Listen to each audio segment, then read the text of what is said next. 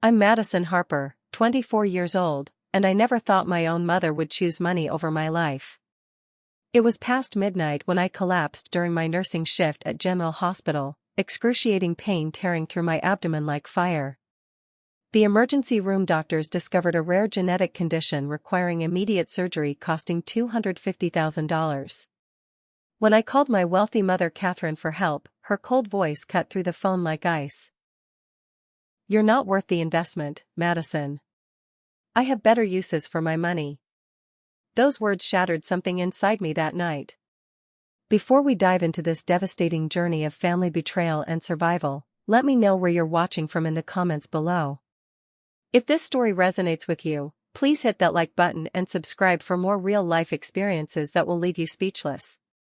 Trust me, what happens next will completely change how you view family loyalty forever. Growing up in the Harper household meant living in the shadow of perfection, and that perfection had a name, Derek Harper, my older brother by 2 years. From the moment we could walk, the differences between us were highlighted like neon signs in our mother's eyes. Derek excelled at everything he touched, sailing through private school with straight A's, captain of the debate team, accepted to Harvard Law School with full honors. Meanwhile, I struggled with dyslexia that went undiagnosed for years because Catherine refused to believe anything could be wrong with a Harper child. My father Robert always defended me during those brutal family dinners where Catherine would compare our report cards, our achievements, our very worth as human beings. "Madison has different talents," he would say gently, his weathered hand squeezing my shoulders while Derek smirked across the mahogany table. "She has compassion and empathy that can't be measured on any test." But Catherine would wave dismissively, her diamond rings catching the chandelier light as she gestured toward Derek's latest academic trophy. "Compassion doesn't pay for private school tuition or country club memberships, Robert. Derek understands what it means to be a Harper." When I announced at 17 that I wanted to become a nurse instead of following Derek into law, the temperature in our mansion seemed to drop 20 degrees. Catherine's face went through a spectrum of emotions: shock, disgust, and finally resigned disappointment. "A nurse," she repeated slowly, as if the word tasted bitter. "After everything we've invested in your education, you want to empty bedpans and deal with sick people all day." Derek laughed from his position sprawled across the leather sofa, already accepted to Harvard and basking in parental approval. "At least someone in this family will know their place in society," he said with that entitled smirk I'd grown to hate. The financial support ended the day I turned 18. While Derek received a brand new BMW for graduation, a fully furnished apartment near campus, and unlimited access to the family credit cards, I was handed a suitcase and told that real Harpers make their own way in the world. The irony wasn't lost on me that Catherine had never worked a day in her life, having married my father straight out of college and lived off his pharmaceutical company fortune ever since. But pointing out such contradictions only earned me lectures about gratitude and respect. Working 3 jobs to pay for nursing school while watching Derek post Instagram photos from European vacations funded by our mother's generosity taught me lessons about family that no textbook could provide. I cleaned office buildings at night, waited tables on weekends, and studied during every spare moment I could find. My tiny studio apartment in the worst part of town was a stark contrast to Derek's penthouse lifestyle, but it was mine. Every dollar I earned, every grade I achieved, every small victory belonged to me alone. The dynamic shifted dramatically after our father's sudden heart attack 3 years ago. Robert had been my protector, my advocate, the one person who saw value in my chosen path. Without his gentle presence mediating family tensions, Catherine's favoritism toward Derek became even more pronounced. She inherited his $15 million estate and wielded that wealth like a weapon, constantly reminding me that I had chosen to exclude myself from family prosperity. Derek's law career was launched not through merit but through Catherine's connections. She bought him a partnership in the city's most prestigious firm, purchased his sprawling suburban home, and continued subsidizing his lifestyle well into his 20s. When his gambling debts mounted or his cocaine habit required expensive rehabilitation, Catherine's checkbook appeared without question. But when I needed help with student loan payments or asked for assistance during particularly difficult months, I was reminded that charity begins at home, but only for those who contribute to the family name. The resentment between Derek and me had grown toxic over the years, fed by Catherine's constant comparisons and his sense of entitlement. He genuinely believed he deserved everything handed to him, that his Ivy League education and law degree made him inherently superior. In his mind, my choice to become a nurse proved I lacked ambition and intelligence. He never missed an opportunity to remind me that I was the family disappointment, the black sheep who had squandered every advantage. What hurt most wasn't Derek's arrogance or Catherine's favoritism, but the way they had systematically erased my father's love and support from family history. Robert had been proud of my nursing career, attending my graduation ceremony despite Catherine's protests and telling everyone he met about his daughter who dedicated her life to helping others. But after his death, Catherine rewrote that narrative, claiming he had been privately disappointed in my choices and worried about my future. Standing in that hospital emergency room with my life hanging in the balance, all those years of emotional abuse and financial manipulation came crashing down on me. The woman who had brought me into this world, who had 24 years to learn to love me, had just told me I wasn't worth saving. The brother who had shared my childhood, who knew our father's true feelings about my career, would rather see me die than share one penny of his inherited wealth. This wasn't just about money for medical treatment, this was about a family that had never really accepted me as one of their own. The 72-hour countdown began ticking like a time bomb in my chest as Dr. Thompson explained the urgency of my condition. My organs were beginning to shut down, and without immediate surgical intervention, permanent damage would render the expensive procedure useless anyway. The genetic condition attacking my system was rare enough that only a handful of surgeons in the country could perform the complex operation, and each hour of delay decreased my chances of full recovery. Swallowing my pride had never tasted so bitter, but desperation makes cowards of us all. I called Derek at his downtown law office, my hands shaking as I dialed the number I had memorized since childhood. His secretary put me through immediately when I mentioned it was a family emergency, and for a moment, hearing his familiar voice brought back memories of better times before Catherine's poison had completely corrupted our relationship. Madison? Derek's tone carried genuine concern, something I hadn't heard from him in years. What's wrong? You sound terrible. When I explained the situation, describing the collapse, the diagnosis, and Mother's devastating rejection, silence stretched between us for what felt like eternity. Jesus Christ, he finally whispered. She actually said you weren't worth the investment? That's cold even for Catherine. The conversation that followed gave me the first spark of hope I'd felt since this nightmare began. Derek seemed genuinely shocked by our mother's cruelty, expressing disbelief that she would refuse to help her own daughter in a life-threatening situation. Look, Madison, I know we haven't always gotten along, and I know Mom has her favorites, he said, his voice taking on a protective older brother tone I remembered from childhood. But this is about your life. Family has to stick together when it really matters. Derek promised to drive to the family estate immediately and convince Catherine to reconsider. He painted a picture of united siblings confronting our mother's selfishness, working together to access the family wealth that rightfully belonged to both of us. She'll listen to me, he assured me with confidence. I'll make her understand that this isn't about favoritism or family politics. This is about doing what's right. In my desperate state, I wanted to believe Derek had finally matured beyond Catherine's influence.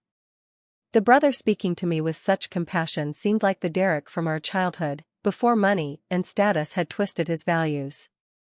He even offered practical solutions, suggesting I sign power of attorney documents so he could handle insurance paperwork and financial arrangements while I focused on my health. You shouldn't have to deal with bureaucratic nonsense when you're fighting for your life, he said reasonably. Sarah Miller, my best friend since nursing school, witnessed me signing those documents with trembling hands in the hospital room. She had been my rock throughout this crisis, sleeping in the uncomfortable chair beside my bed and advocating with doctors when I was too weak to speak for myself. Are you sure about this, Madison? She asked quietly as Derek's secretary delivered the legal papers. Giving someone else control over your medical decisions is a big step. But Derek's reassurances seemed genuine, and time was running out. He explained that power of attorney would simply allow him to expedite insurance claims and coordinate with the hospital's financial department more efficiently. "I'm a lawyer, Madison. I know how to navigate these systems in ways you can't while you're sick," he said, squeezing my hand with what felt like real brotherly affection. "Trust me to handle the business side so you can focus on getting better." The betrayal came swiftly and devastatingly 48 hours later. Instead of the promised insurance approvals and financial arrangements, I received notices that my medical credit applications had been denied due to concerns about the applicant's mental stability and decision-making capacity. The hospital's financial counselor explained apologetically that someone with medical power of attorney had contacted each lending institution, expressing doubts about my ability to make rational healthcare choices. Sarah discovered the truth quite by accident while grabbing coffee in the hospital cafeteria. Derek was there with several attorney colleagues, his voice carrying across the nearly empty space as he regaled them with what he clearly considered an amusing anecdote.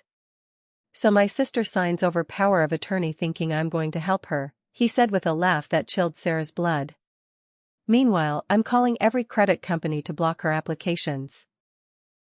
Mom promised me an extra $2 million in inheritance if I keep Madison in line and prevent her from embarrassing the family with all this medical drama." The conversation Sarah overheard revealed the calculated cruelty behind Derek's apparent compassion. He bragged about convincing each financial institution that I was suffering from mental health issues related to my medical condition, making me appear unstable and unreliable. "The beauty is that she can't even appeal these decisions without proving I lied about her mental state," he explained to his fascinated audience. "And who's going to believe a desperate, dying woman over a Harvard-trained attorney?" When Sarah confronted me with this information, the last fragile hope I'd been clinging to shattered completely. The brother who had held my hand and promised to fight for my life had been systematically destroying my chances of survival while I trusted him completely. Derek had taken my father's memory, our childhood bond, and my desperate faith in family loyalty, and weaponized all of it against me. The confrontation with Derek the next morning was brief and brutal. When I accused him of sabotaging my credit applications, he didn't even bother denying it. Instead, he leaned back in the visitor's chair with that familiar entitled smirk, adjusting his expensive tie as if we were discussing the weather. "You always were naive, Madison," he said casually. "Did you really think I'd risk my inheritance for someone who's never contributed anything to this family's success?" His words hit me like physical blows, each syllable designed to maximize pain. Derek explained with lawyer-like precision how Catherine had orchestrated this entire scenario, promising him additional wealth in exchange for ensuring I remained isolated and powerless. "She knew you'd come crawling to family eventually," he said with satisfaction. "We just had to wait for you to get desperate enough to sign away your rights." The revelation that my own brother had been plotting my destruction while I lay dying was almost more than my compromised system could handle. My heart rate spiked dangerously, setting off monitors that brought nurses rushing into the room. As medical staff worked to stabilize my condition, Derek stood calmly and straightened his suit jacket.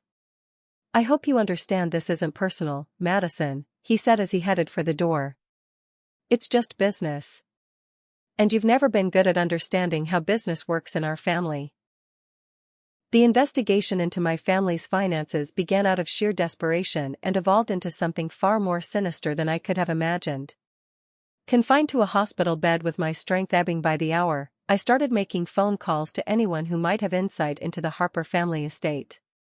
What I discovered would shake the foundation of everything I thought I knew about my father's legacy and my mother's character. Uncle Frank, my father's younger brother who had been largely estranged from the family since Robert's death, returned my call within hours of receiving my desperate voicemail. His voice carried a weight of regret and suppressed anger as he explained why he had distanced himself from Catherine and Derek. "Madison, honey, I've been waiting 3 years for this conversation," he said heavily. "Your father made provisions for exactly the situation you're facing now, and your mother has been hiding them from you since the day we buried him." The revelation hit me like a physical blow. According to Uncle Frank, Robert had established separate medical trust funds for both Derek and me, each containing $500,000 specifically designated for healthcare emergencies that insurance might not cover. "Your dad was terrified that Catherine's favoritism would leave you vulnerable," Frank explained, his voice breaking with emotion.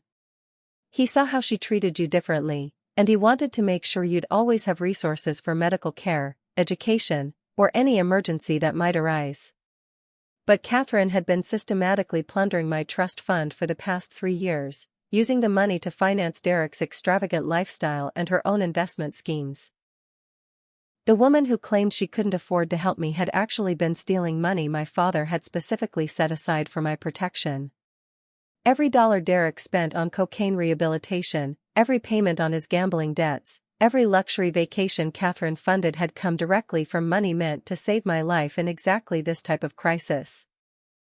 The family lawyer, Mr. Peterson, had been complicit in this theft from the beginning. Uncle Frank revealed that Peterson had approached him shortly after Robert's funeral, expressing concerns about Catherine's interpretation of the will's medical trust provisions. Peterson knew it was wrong, Frank told me. But Catherine threatened to destroy his practice if he didn't cooperate. She had dirt on some of his other clients, information that could have ruined him professionally and personally. The blackmail scheme Catherine had orchestrated was sophisticated and ruthless. She convinced Peterson to hide the existence of my medical trust from me while allowing Derek full knowledge of his own fund. This created a situation where my brother knew exactly how much money was available for my care but chose to help our mother steal it instead. Derek's cruelty wasn't just emotional, it was calculated financial theft disguised as family loyalty. Documentation that Uncle Frank had secretly preserved painted a devastating picture of Robert's final months. My father had grown increasingly worried about Catherine's treatment of me, especially her threats to cut off all financial support when I chose nursing over law. In letters Frank showed me over video call from his home in Oregon, Robert expressed deep concern about leaving me vulnerable to Catherine's manipulation after his death. "Madison has always been the most compassionate of our children," one letter read in my father's familiar handwriting. "She chose a career dedicated to helping others, and Catherine punishes her for that choice every day. I need to ensure that my daughter's kindness isn't used against her after I'm gone." Reading those words while lying in a hospital bed, knowing my father had tried to protect me from the very situation I was now facing, broke something fundamental inside me. The medical trust Robert had established contained specific language prohibiting its use for non-medical expenses. Catherine's theft wasn't just morally wrong, it was legally fraudulent. She had forged documents, manipulated Peterson into filing false reports with the trust administration, and created an elaborate paper trail designed to hide her crimes. The money she claimed was unavailable for my treatment had been right there all along, steadily drained away to fund the lifestyle of the son she favored. Derek's knowledge of this theft added another layer of betrayal to our confrontation. When he smirked about not risking his inheritance to help me, he knew perfectly well that helping me wouldn't cost him a penny. The money for my surgery existed, had always existed, and was specifically designated for exactly this purpose. His refusal to help wasn't about protecting his wealth, it was about maintaining the family secret that would expose years of systematic fraud. Catherine's manipulation of Peterson extended beyond simple corruption. She had gathered compromising information about several of his high-profile clients, using his law firm's confidential files to build an insurance policy against exposure. Peterson's cooperation wasn't just bought. It was extorted through threats that would have destroyed his career and potentially led to criminal charges. The web of corruption surrounding my family's finances reached far beyond simple favoritism into criminal conspiracy. The stolen money had financed not just Derek's addictions and debts, but Catherine's own lavish spending spree following Robert's death. She had used my medical fund to renovate the family mansion, purchase expensive jewelry, and invest in high-risk ventures that had mostly failed. My life-saving account had become her personal piggy bank, funding everything from luxury cruises to designer clothing while I struggled to pay student loans and basic living expenses. Uncle Frank's evidence included bank statements, forged trust documents, and recorded conversations he had secretly preserved as insurance against Catherine's threats. "I knew this day would come," he told me grimly. "Your father made me promise to protect you if Catherine ever went too far. I've been building a case for 3 years, waiting for the right moment to expose what she's done."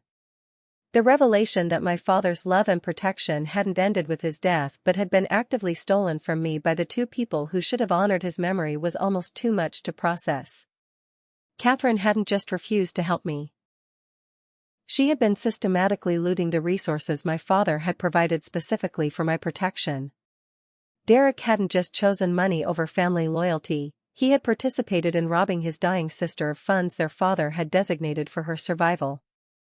As my condition continued to deteriorate and the window for successful surgery narrowed to mere hours, I realized that saving my life wasn't just about finding money for medical treatment. It was about exposing a criminal conspiracy that had been operating in my father's name for 3 years, stealing from his daughter while using his reputation to maintain respectability in the community. The fight for my survival had become a battle for my father's true legacy and the justice he had tried to build into his final gift to me. The 24-hour mark arrived like an executioner's countdown, and my body began shutting down with mechanical precision that terrified the medical staff. Dr. Thompson's increasingly grave expressions during his hourly check-ins confirmed what everyone in the room understood but couldn't say aloud: time had run out. The surgical window was closing, and without immediate payment guarantees, the hospital's administration was preparing discharge paperwork that would essentially become my death warrant.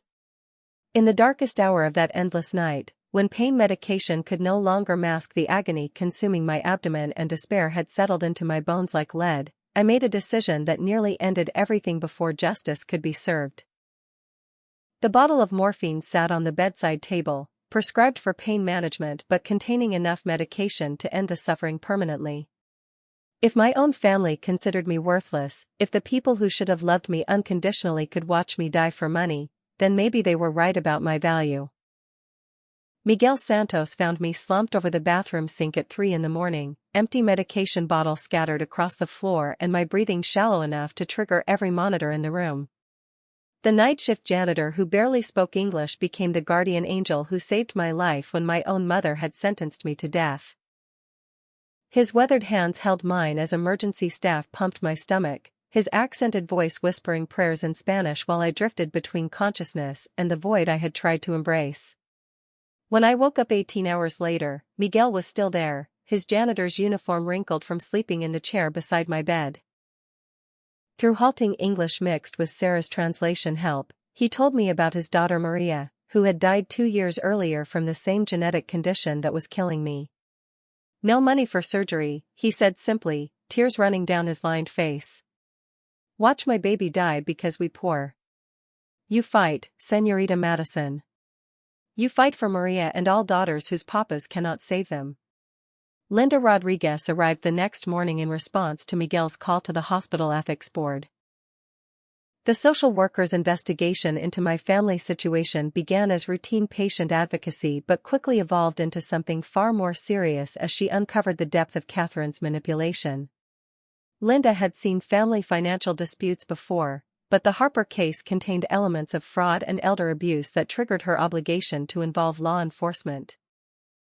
"I've been a social worker for 15 years, Linda told me as she reviewed Uncle Frank's documents and the evidence of trust fund theft, "and I've never seen such calculated cruelty within a family unit.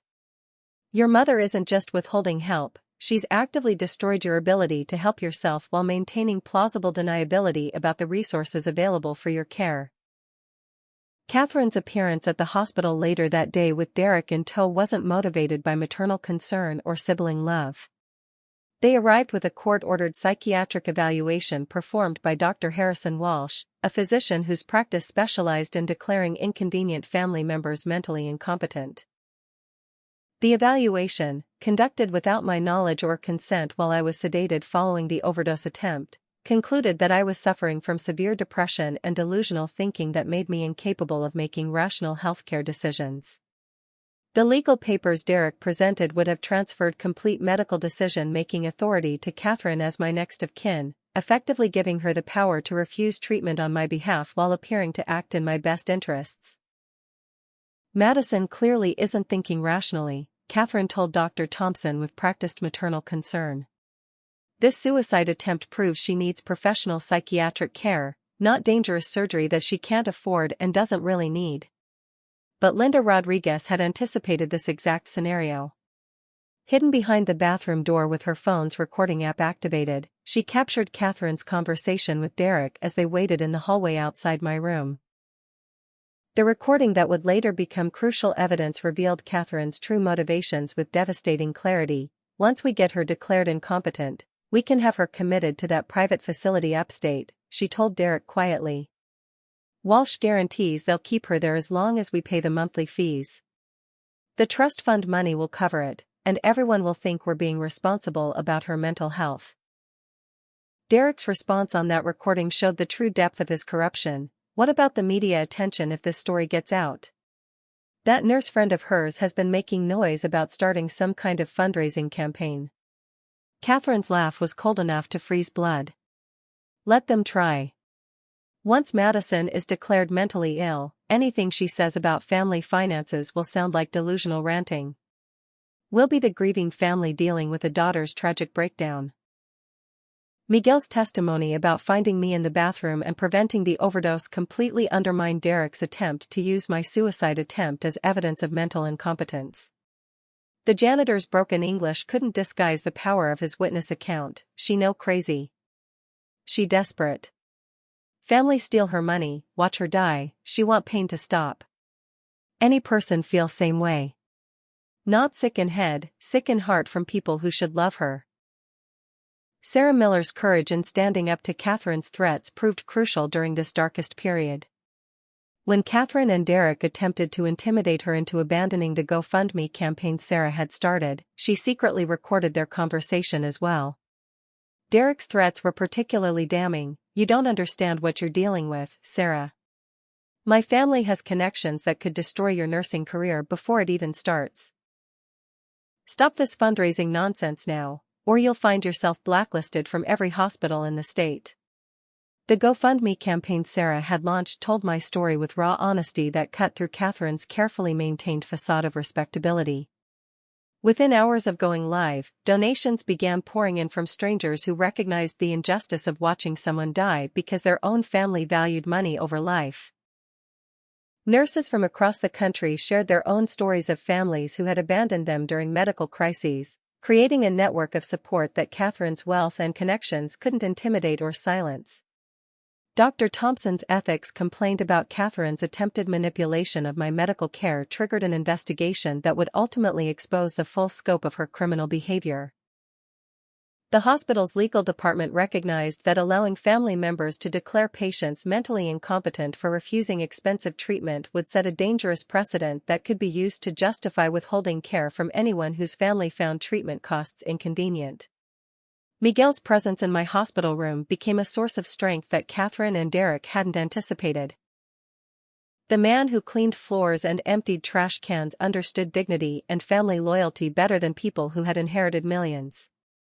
His willingness to sit with me, to share his own grief about losing Maria, and to fight for my survival when my blood relatives had abandoned me, provided a foundation of human compassion that no amount of money could purchase.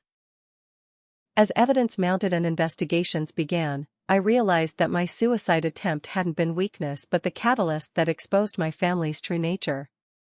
Miguel's intervention had saved not just my life but provided the final piece of evidence needed to prove that Catherine and Derek's treatment had driven me to desperation.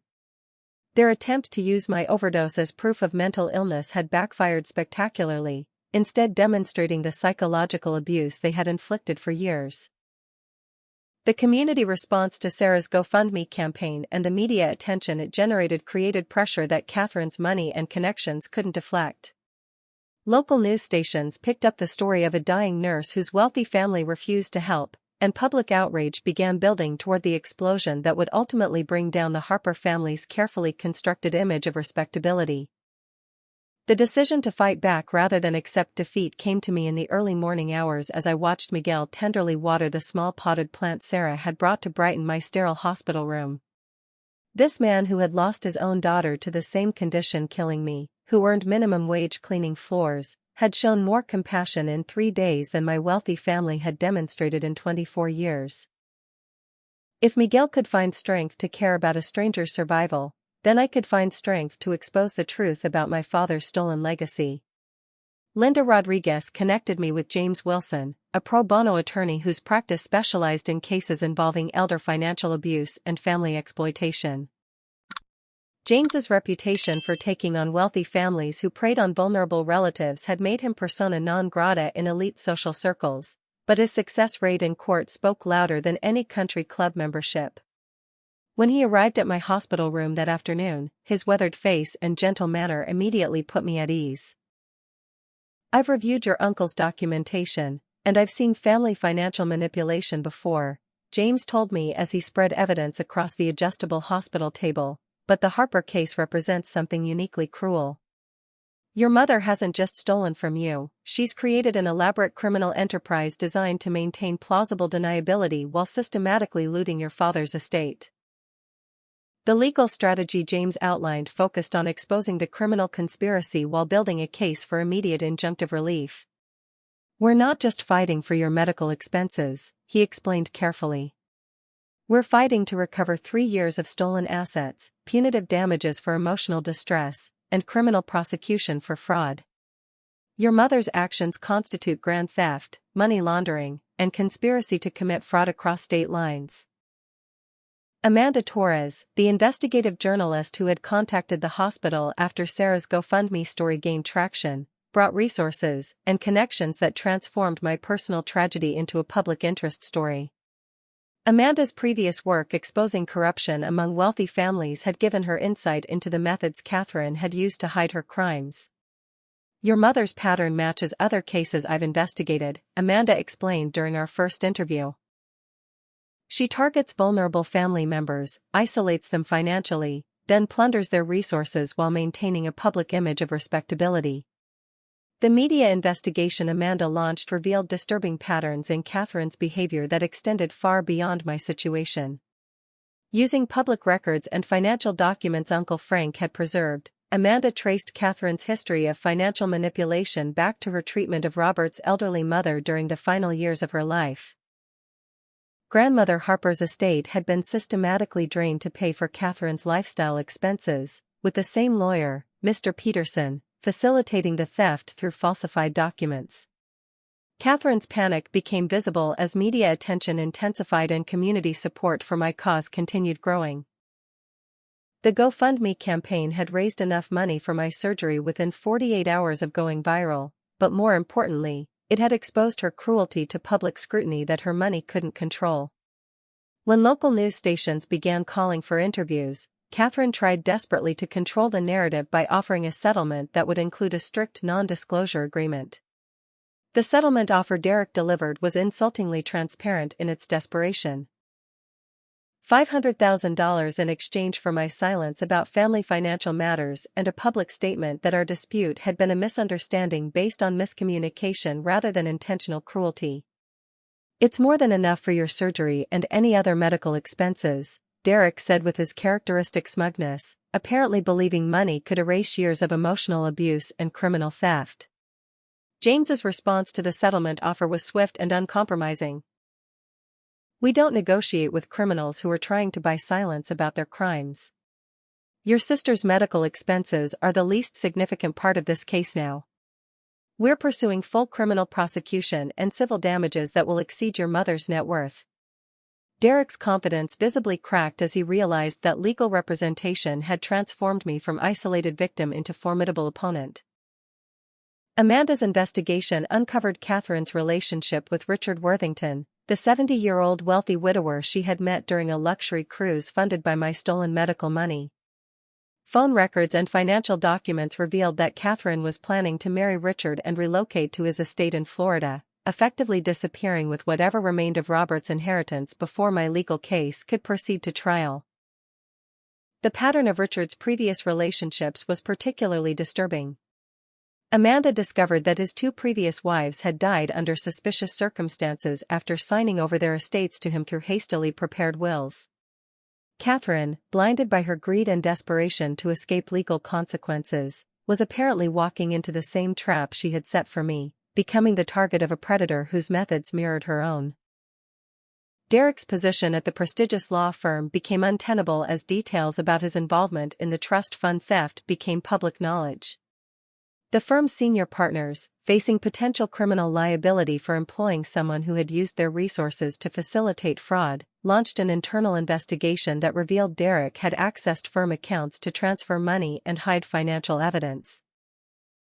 His law license was suspended pending criminal investigation, and his career in prestigious legal circles ended overnight. The evidence James compiled painted a picture of criminal conspiracy that extended far beyond simple family financial disputes. Catherine's use of my medical trust fund to pay blackmail money to Mr. Peterson constituted money laundering under federal law. Derek's use of his law firm's resources to hide evidence and manipulate financial documents involved him as an active participant rather than passive beneficiary of the crimes. Community support continued building as news coverage spread beyond local media to national outlets interested in the story of wealthy family members letting their daughter die rather than spend money they had stolen from her. The contrast between my chosen profession helping others and my family's callous disregard for my life resonated with audiences across the country, generating political pressure for stronger laws protecting vulnerable family members from financial exploitation.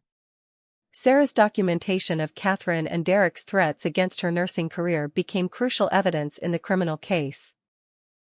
Their attempts to intimidate witnesses and suppress evidence demonstrated consciousness of guilt that undermined any claims that the trust fund theft had been based on misunderstandings or legal technicalities. James used these recordings to establish the criminal intent necessary for serious felony charges. The transformation from dying victim to empowered advocate felt surreal as I watched my family's carefully constructed image crumble under scrutiny they couldn't control or silence with money. Catherine's attempts to paint herself as a concerned mother dealing with a mentally ill daughter collapsed when confronted with evidence of systematic theft and criminal conspiracy spanning multiple years. Miguel's simple wisdom guided my decision-making during this crucial period. Justice for Maria too, he reminded me whenever I felt overwhelmed by the legal complexity. Bad people think money make them safe from consequences. You show them money cannot buy innocence when good people fight together. His faith in the possibility of justice gave me strength to continue fighting even when the emotional cost seemed unbearable. The surgical procedure I underwent using money raised by community support rather than family resources became symbolic of everything the legal battle represented. Strangers had shown more care for my survival than the people who shared my blood and my father's name. The operation's success felt like vindication not just of my right to live, but of the values my father had tried to instill about compassion and human dignity. The surgery that saved my life was funded by community donations and media attention Catherine could never have anticipated or controlled, transforming my recovery from personal victory into public vindication of justice over wealth and privilege. Dr. Rivera, the talented surgeon who performed the complex 8-hour operation, waived his substantial fees after learning about my family's betrayal. "No one should die because their family values money more than life," he said simply when I tried to thank him for his generosity. Catherine's carefully cultivated social circle began abandoning her as news coverage revealed the depth of her cruelty toward her dying daughter. Mrs. Pemberton and Mrs. Blackwell, longtime friends from the country club who had attended dinner parties at the Harper mansion for decades, confronted Catherine about the stolen trust fund with righteous anger that cut through years of polite society facades. "We thought we knew you, Catherine," Mrs. Pemberton said during a conversation Amanda's cameras captured outside the club. "Watching your own daughter nearly die while you spent money meant for her medical care is monstrous behavior that has no place in civilized society." Derek's law firm moved swiftly to distance themselves from the scandal consuming the Harper family name. The partners' investigation revealed that Derek had used firm letterhead and legal resources to help Catherine hide assets and manipulate trust fund documents, making the prestigious practice potentially liable for conspiracy charges. Derek's termination was immediate and public, with the firm releasing a statement condemning his unethical behavior and announcing full cooperation with criminal investigators. The evidence Amanda uncovered about Catherine's relationship with Richard Worthington added another layer of irony to the criminal case. The wealthy widower Catherine thought would provide her escape route had a documented history of marrying vulnerable women before arranging their convenient deaths and inheriting their assets. FBI investigation into Richard's previous wives revealed a pattern of suspicious accidents and sudden illnesses that followed hastily signed wills leaving everything to their devoted husband. Catherine's plan to marry Richard and flee to Florida collapsed when federal authorities froze all Harper family assets pending investigation into the trust fund theft and money laundering charges. The woman who had stolen my medical money to fund luxury cruises where she met her intended victim suddenly found herself trapped by the same criminal behavior she had used against me. The predator had become prey, facing potential murder charges in addition to the financial crimes she had already committed.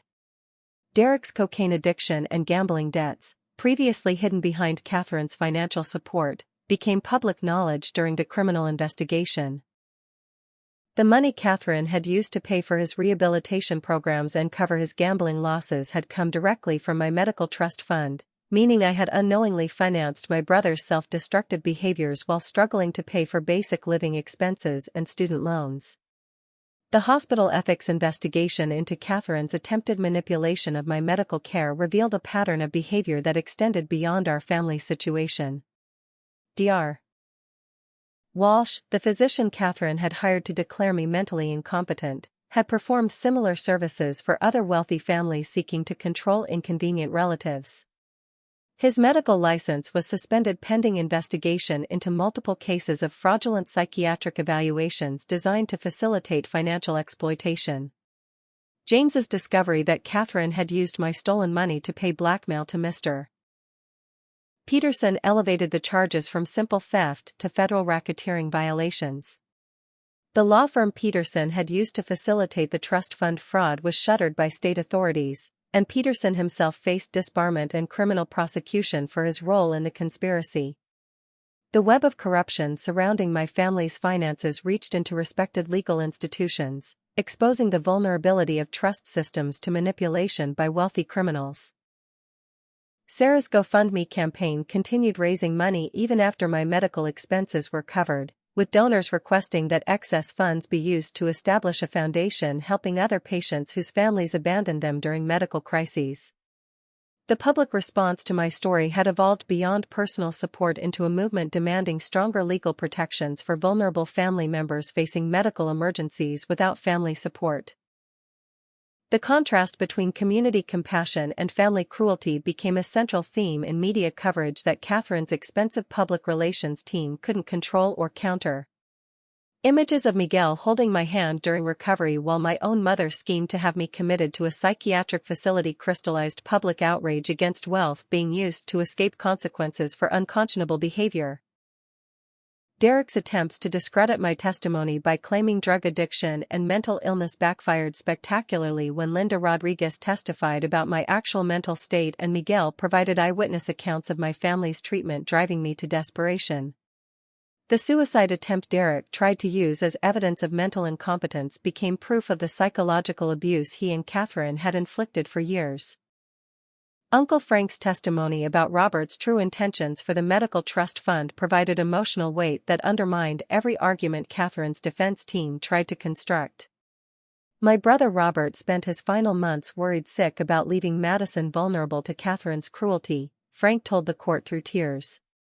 He established that trust fund specifically because he knew Catherine would find ways to punish Madison for choosing compassion over money. Robert's worst fears came true when Catherine turned his protection into a weapon against his daughter.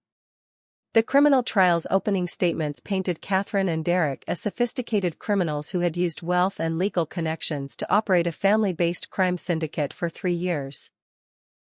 James's presentation of evidence was methodical and devastating, showing how they had systematically looted Robert's estate while maintaining public appearances of family respectability and concern for my welfare. Catherine's defense strategy of claiming confused grief following Robert's death fell apart under scrutiny of financial records showing deliberate, calculated theft beginning within weeks of his funeral. The complexity and duration of the fraud demonstrated criminal intent that no amount of expensive legal representation could disguise as mere misunderstanding or emotional mistakes. Richard Worthington's arrest on charges related to his previous wife's deaths eliminated Catherine's planned escape route and left her facing the full consequences of her criminal behavior without the protection she thought his wealth would provide. The FBI investigation into Richard's activities revealed that Catherine had become his intended victim, targeted specifically because her own wealth and family connections made her an attractive mark for his manipulation. Dr. Thompson's testimony about Catherine's attempts to have me declared mentally incompetent while dying from a treatable condition provided medical expert opinion that Catherine's behavior constituted attempted murder through medical neglect. In 30 years of practicing medicine, he told the court, "I have never encountered a family member who actively sabotaged a patient's access to life-saving treatment while claiming to act in their best interests." The evidence of Catherine's theft was so overwhelming that even her expensive legal team advised accepting a plea agreement rather than facing trial for charges that could result in decades in prison. But Catherine's arrogance and sense of entitlement prevented her from accepting responsibility for crimes she still believed wealth should excuse. Her decision to proceed to trial would prove to be the final mistake in a criminal career built on underestimating the consequences of cruelty. The kidnapping attempt came during my third week of recovery, when my strengthening condition and growing media attention had convinced Catherine that desperate measures were necessary to silence me permanently.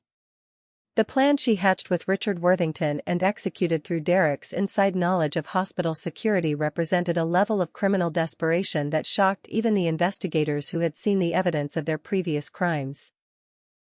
Toni Morrison, the private investigator Catherine hired through Richard's criminal connections, was a disgraced ex-cop whose previous convictions for assault and evidence tampering made him perfect for their purposes. The plan was elegant in its simplicity: abduct me from the hospital during a shift change, transport me to a private psychiatric facility in Nevada, and have me committed under a false identity while Catherine assumed legal guardianship through forged mental health records. The Serenity Springs facility in rural Nevada specialized in housing patients whose families wanted them disappeared without the complications of legal proceedings. Wealthy clients paid premium fees to keep inconvenient relatives sedated and isolated indefinitely, with medical records falsified to justify extended involuntary commitment. Dr. Martinez, the facility's director, had been operating this criminal enterprise for 5 years without detection by targeting patients whose families had money to pay for silence. Derek's role in providing hospital security schedules and access codes demonstrated the complete depth of his betrayal. The brother who had signed papers claiming to protect my interests was now actively participating in a plan to have me kidnapped and imprisoned for the rest of my life. His law enforcement contacts provided information about when security guards changed shifts and which entrances were monitored less carefully during overnight hours. I woke up at 3:15 in the morning to find 3 strangers in surgical scrubs standing beside my bed, their faces covered by masks that couldn't disguise the predatory intent in their eyes. Toni Morrison's voice was calm and professional as he explained that I was being transferred to a better facility for specialized treatment my family had arranged. "Don't make this difficult, Madison," he said while producing fake transfer papers. "Your mother is very concerned about your mental health, and Dr. Martinez has treatments that will help you feel much better." Miguel's intervention saved my life for the second time in 3 weeks. The janitor's irregular cleaning schedule, disrupted by his habit of checking on me during nighttime rounds, meant he was emptying trash cans in my wing when the kidnapping team arrived. Miguel's broken English couldn't disguise his alarm when he saw strangers preparing to wheel me out of the hospital in the middle of the night. "Where you take Señorita Madison?" he demanded, moving to block the doorway with his cleaning cart.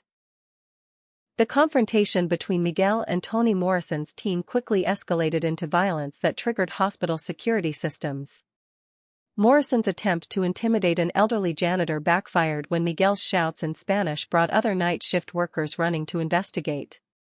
The kidnappers' plan had depended on remaining unnoticed until they could reach the parking garage, but Miguel's resistance created noise and confusion that exposed their presence to security cameras. Marcus Johnson, the hospital's security chief, arrived with backup officers as the kidnapping team tried to overpower Miguel and continue with their plan. The sight of strangers in fake medical scrubs attempting to remove a patient without proper documentation triggered immediate lockdown procedures while Marcus contacted law enforcement. Toni Morrison's attempt to produce forged transfer papers collapsed when the hospital's computer system showed no record of approved patient transfers. The FBI response to reports of attempted kidnapping across state lines brought federal agents to the hospital within 20 minutes of the first security alert. Agent Rebecca Davis, who had been investigating Richard Worthington's previous crimes, immediately recognized connections between the kidnapping attempt and the ongoing criminal case against my family. "This wasn't just kidnapping," she explained later. "This was attempted murder disguised as psychiatric care." Catherine's phone records from that night revealed the coordination between all conspirators in the kidnapping plot. Her calls to Richard, Derek, and Dr. Martinez created a timeline showing criminal conspiracy that extended far beyond family financial disputes into federal crimes involving human trafficking and conspiracy to commit murder.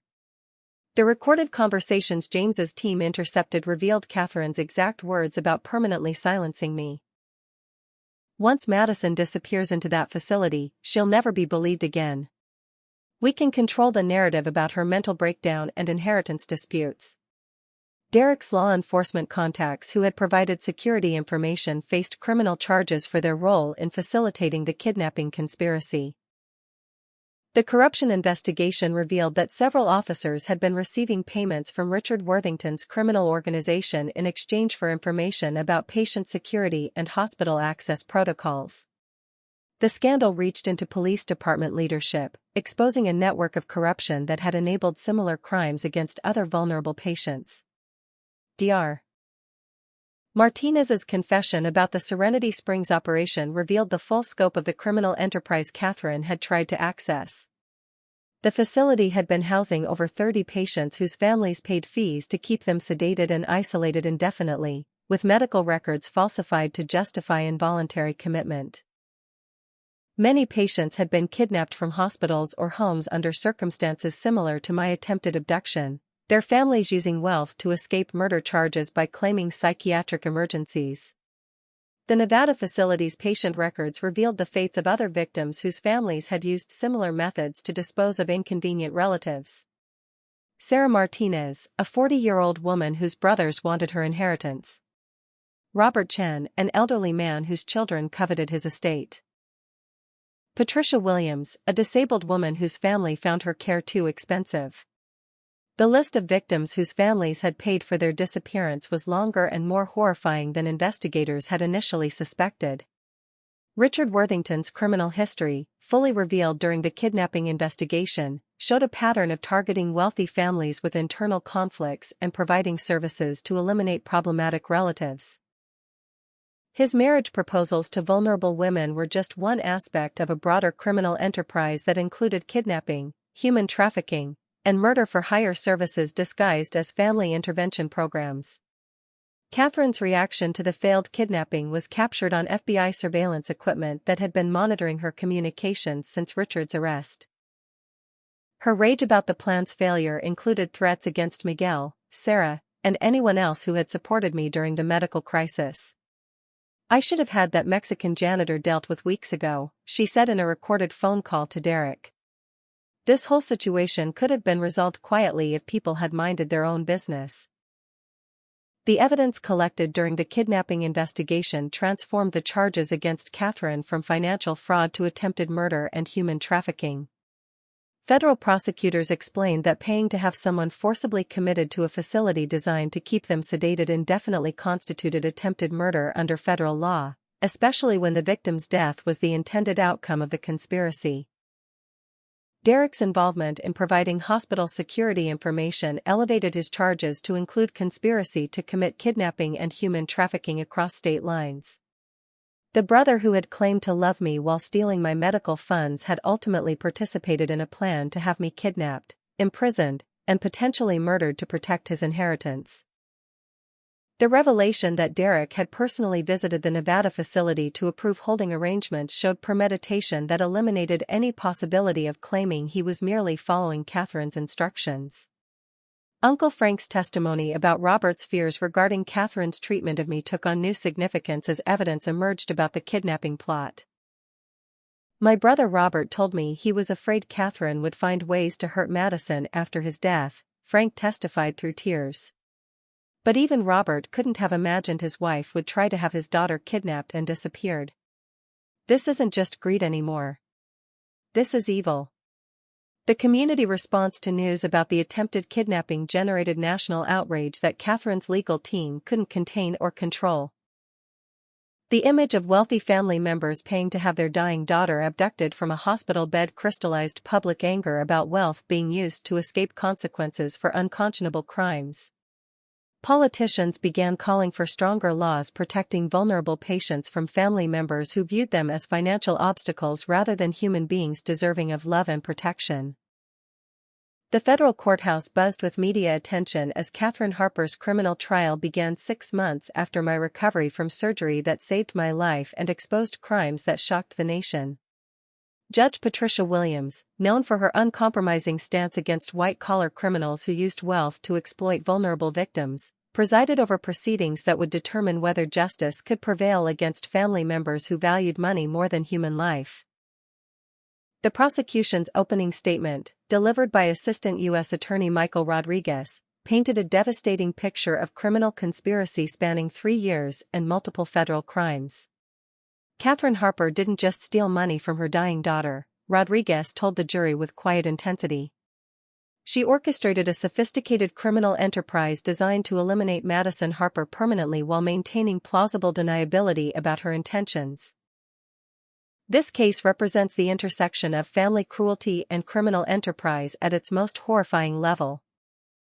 Derek's testimony, obtained through a plea agreement that reduced his potential sentence from life imprisonment to 15 years, provided insider details about the conspiracy that Catherine's defense team couldn't challenge or explain away. His detailed confession about the systematic theft of my medical trust fund, the attempted psychiatric commitment, and the kidnapping plot revealed criminal intent that no amount of expensive legal representation could disguise as family financial disputes. My mother convinced me that Madison was a threat to our family's reputation and financial security, Derek testified with visible shame. She said that letting Madison die would solve our problems permanently while making us appear like grieving family members rather than criminals.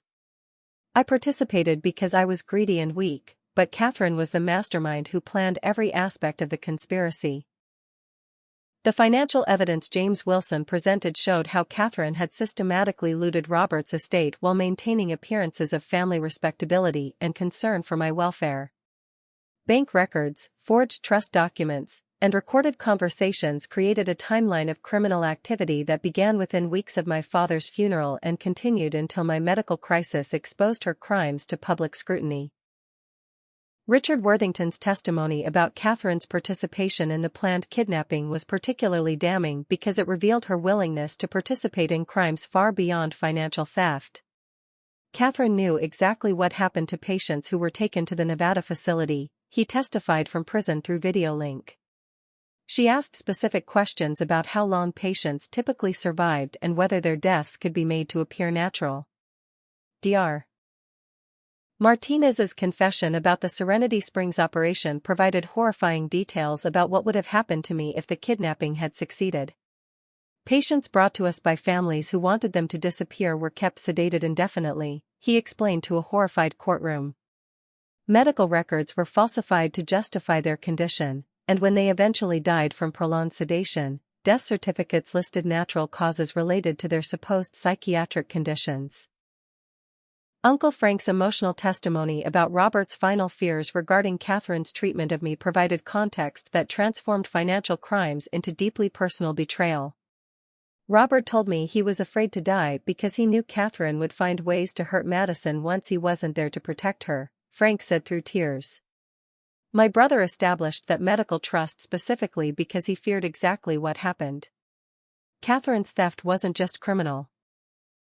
It was the ultimate betrayal of a dying man's last wish to protect his daughter. Miguel Santos became an unexpected star witness whose broken English couldn't diminish the power of his testimony about finding me during the suicide attempt and preventing the kidnapping. "Señorita Madison, good person who helps sick people every day," he told the court with dignity that shamed Catherine's expensive legal team. "Her familia worse than strangers who steal money. At least thieves no pretend to love you while they kill you." Sarah Miller's documentation of Catherine's threats and Derek's intimidation attempts provided evidence of consciousness of guilt that undermined any claims the crimes had been based on misunderstandings. "They knew exactly what they were doing," Sarah testified firmly. "Derek specifically told me they would destroy my career if I continued helping Madison. People don't threaten witnesses unless they're guilty of the crimes they're trying to hide." Linda Rodriguez's expert testimony about family financial abuse helped the jury understand how Catherine's manipulation fit patterns of elder abuse and domestic violence. What makes the Harper case unique is the sophistication of the criminal enterprise and the defendant's willingness to escalate from theft to attempted murder when her initial crimes were exposed, Linda explained. Catherine Harper represents the most dangerous type of family abuser, one with resources and intelligence to operate criminal conspiracies over extended periods. Dr. Thompson's medical testimony about Catherine's attempts to have me declared mentally incompetent while dying from a treatable condition provided expert opinion that Catherine's behavior constituted attempted murder through medical neglect. "In 40 years of practicing medicine," he told the court, "I have never encountered a family member who actively sabotaged a patient's access to life-saving treatment while claiming to act in their best interests." Catherine Harper's actions were designed to result in her daughter's death while maintaining legal cover for her criminal intent. The evidence against Catherine was so overwhelming that her defense team's attempts to portray her as a grieving mother confused by legal complexities fell apart under cross-examination. Financial records showing systematic theft, recorded conversations revealing criminal intent, and witness testimony about the kidnapping conspiracy created a picture of calculated criminal behavior that no jury could excuse as family financial disputes. Catherine's decision to testify in her own defense proved to be a catastrophic mistake that sealed her conviction on all charges. Under cross-examination by prosecutor Rodriguez, her arrogance and sense of entitlement became obvious to the jury as she attempted to justify crimes that had nearly resulted in my death.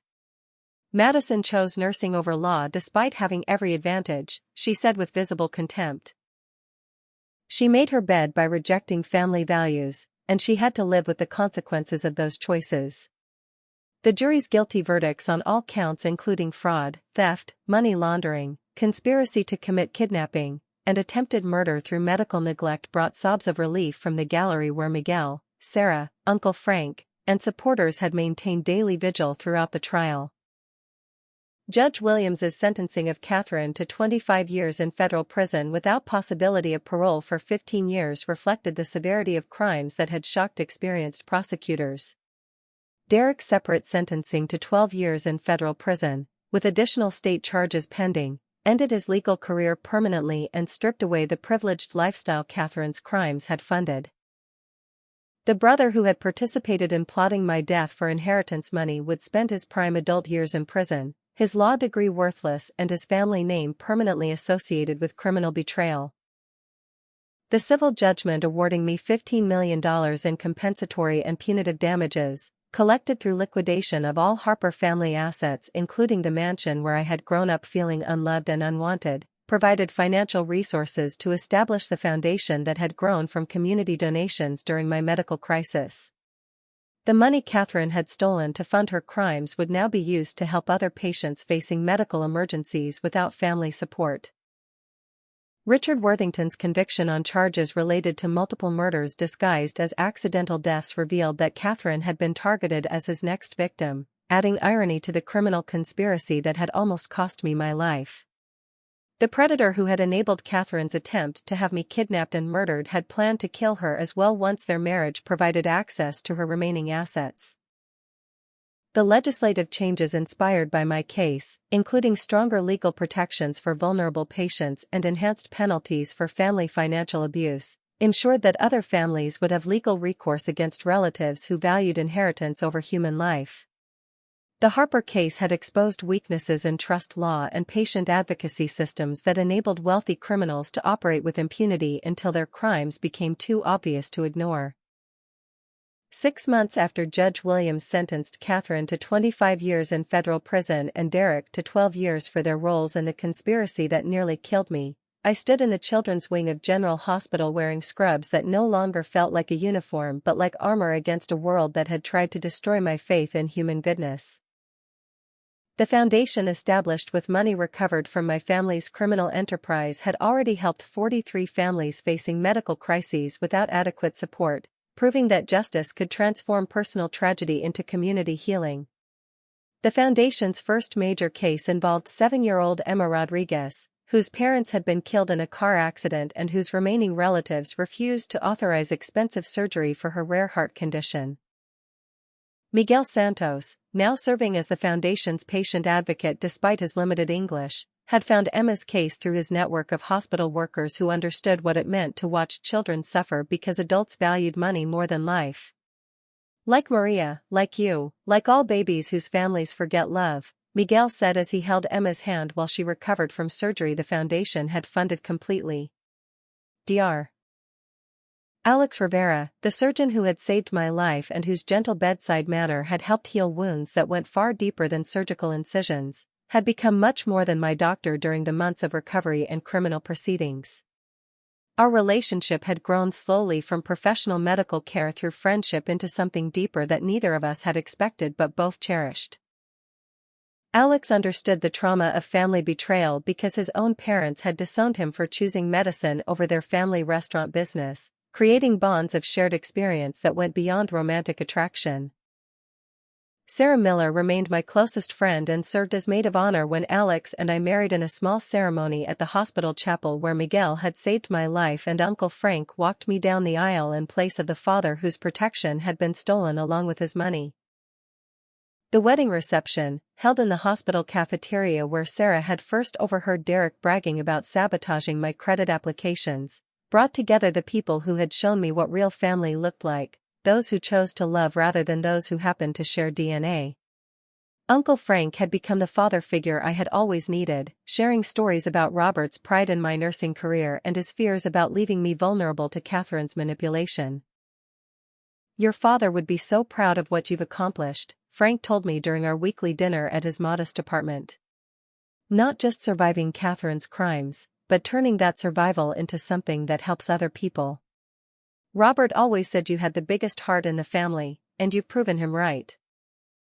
The relationship with Miguel's extended family had filled the emotional void Catherine's rejection had created, providing the unconditional love and support I had always craved but never received from blood relatives. Miguel's wife Rosa treated me like the daughter she had lost, teaching me to cook traditional Mexican dishes and sharing stories about Maria that kept her memory alive while healing both our hearts. Their sons accepted me as an honorary sister, including me in family celebrations and holidays that showed me how families were supposed to treat each other. Linda Rodriguez had become both mentor and friend as we worked together to identify other victims of family financial abuse and develop protocols to protect vulnerable patients from relatives who viewed them as financial burdens rather than human beings deserving of love and care.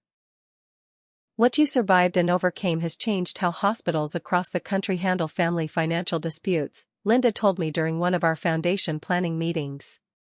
"Other patients will live because you refused to let Catherine's cruelty define your worth." The Harper family mansion, sold to pay restitution and civil judgments, had been purchased by a non-profit organization that converted it into transitional housing for families dealing with medical crises. The irony of Catherine's former home being used to shelter people she would have considered beneath her social status felt like poetic justice that my father would have appreciated. The rooms where I had grown up feeling unloved now provided comfort to children whose families had been destroyed by medical expenses rather than family greed. Professional recognition for my advocacy work had come from nursing organizations across the country, but the honor that meant most was being named the hospital's Patient Advocate of the Year by colleagues who had seen me fight for my own survival and then dedicate that survival to helping others. Dr. Thompson presented the award with tears in his eyes, saying Madison Harper represents everything noble about the nursing profession, turning personal pain into compassion for others who suffer. The legislative changes my case had inspired were being implemented in hospitals nationwide, providing stronger legal protections for patients whose families might try to manipulate medical decisions for financial gain. The Harper Protocol, as it had become known, required independent advocacy for patients whose families showed signs of financial motivation in medical decision-making. Politicians who had initially supported the legislation for publicity had discovered that protecting vulnerable patients was both morally necessary and politically popular. Catherine's attempts to contact me from federal prison were blocked by restraining orders that would remain in effect for the remainder of her sentence, but letters from other inmates revealed that even hardened criminals found her crimes against her own daughter so reprehensible that she required protective custody to avoid violence from fellow prisoners who had children of their own. The woman who had valued social status above human decency had discovered that even in prison, some behaviors were considered unforgivable. Derek's imprisonment had been more difficult because part of me still remembered the brother from childhood before Catherine's poison had completely corrupted his values. But his continued attempts to justify his participation in the conspiracy that nearly killed me proved that prison hadn't changed his fundamental character.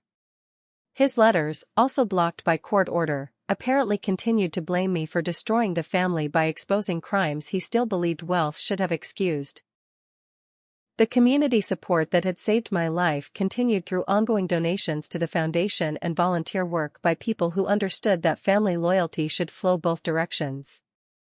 The GoFundMe campaign Sarah had started had evolved into a permanent fundraising platform that generated enough money to help families nationwide, proving that strangers could show more love than relatives who shared blood but not values.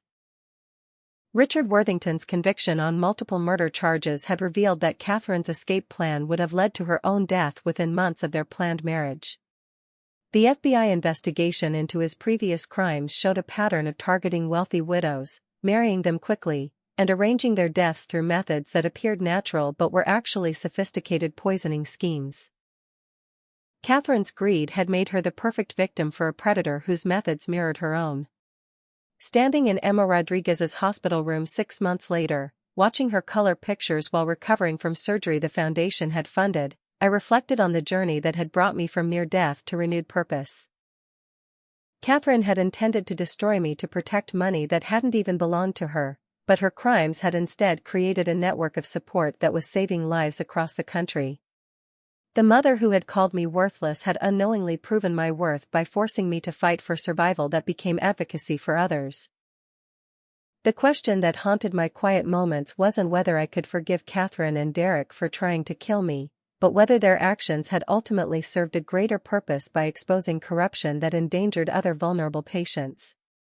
Miguel's wisdom guided my thinking on this complex issue. God sometimes used bad people to make good things happen, he said simply. Your mama tried to kill you, but instead she make you stronger and help many families. Maybe that was God's plan all along. Alex's medical expertise had saved my body, but the love of chosen family had healed my spirit and taught me that worth isn't determined by the circumstances of birth but by the choices we make when facing hardship. The foundation work, our marriage, and the knowledge that my survival had protected other families from similar betrayals provided meaning that transformed Catherine's cruelty into purpose she never could have imagined or intended. The legacy of Robert Harper's love for his daughter had survived his widow's attempts to destroy it, growing into something far more powerful than the money Catherine had stolen or the family relationships she had corrupted. The medical trust fund he had established to protect me had become the foundation that protected hundreds of other patients, multiplying his compassion through community support that proved love was stronger than greed when good people chose to act. The final lesson from this devastating journey was that family isn't defined by shared genetics but by shared commitment to each other's welfare and happiness. Miguel's willingness to risk his job to save my life demonstrated more parental love than Catherine had shown in 24 years of emotional manipulation and financial abuse. Sarah's loyalty during the darkest period of my life proved more valuable than Derek's betrayal had been costly. As I tucked Emma into her hospital bed and promised to visit again tomorrow, I realized that Catherine's greatest failure hadn't been the crimes that sent her to prison but her inability to recognize the value of genuine love over inherited wealth. The daughter she had tried to dispose of like unwanted property had become living proof that human worth couldn't be measured in dollars and that justice sometimes required surviving long enough to expose truth to people who cared more about right and wrong than money and status. So what do you think? Have you ever experienced family members who valued money more than love? How do you think justice should handle wealthy people who use their resources to harm vulnerable relatives? Share your thoughts in the comments below, hit that like button if this story moved you, and subscribe for more real-life experiences that show how ordinary people can overcome extraordinary cruelty. Don't forget to share this video with anyone who needs to know that they're worth fighting for, no matter what their family might say. Thank you for being part of a community that believes in justice, compassion, and the power of chosen family to heal wounds that blood relatives sometimes create.